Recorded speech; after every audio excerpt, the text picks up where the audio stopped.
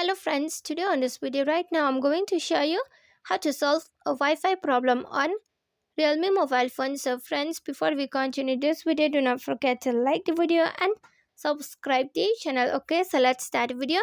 At first you have to move on setting, then from here you can scroll down. Just keep scrolling to system. Okay, so click on system. Then here you have to click here reset options, move on it. Here you have to click here reset Wi-Fi mobile and Bluetooth. Click on it. So here click on reset setting. Okay, after that the problem of Wi-Fi problem, Bluetooth problem and mobile data problem will be solved on your mobile phone.